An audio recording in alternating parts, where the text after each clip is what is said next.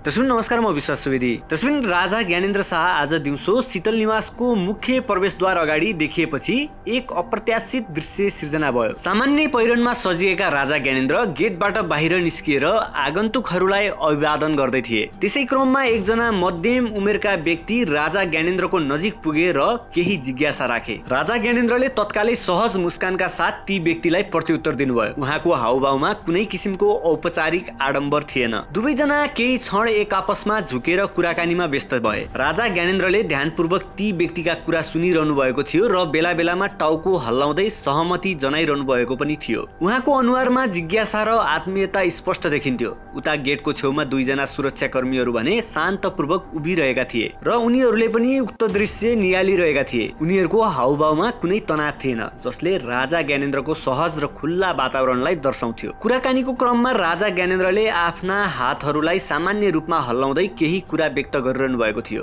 मानव उहाँ कुनै पुरानो मित्रसँग भेटेर गफिँदै हुनुहुन्छ। ती सर्वसाधारण व्यक्ति पनि उत्साहित देखिन्थे र राजा ज्ञानेन्द्रका कुराहरूलाई ध्यान दिएर सुनिरहेका थिए। बेला बेलामा उनी पनि आफ्ना भावनाहरू व्यक्त गरिरहेका थिए। करिब 3 मिनेटसम्म चलेको यो संवादको अन्त्यमा राजा ज्ञानेन्द्रले फेरि एकपटक मुस्कुराउँदै ती व्यक्तिलाई हात हल्लाएर बिदा गर्नुभयो। त्यसपछि राजा ज्ञानेन्द्र शीतल निवासको परिसरभित्र प्रवेश गर्नुभयो भने ती सर्वसाधारण व्यक्ति पनि आफ्नो गन्तव्यतर्फ लागे। त्यसपछि यो सम्पूर्ण दृश्यले राजा ज्ञानेन्द्रको जनतासँग सहज रूपमा घुलमिल हुने स्वभावलाई प्रष्ट पारेको छ।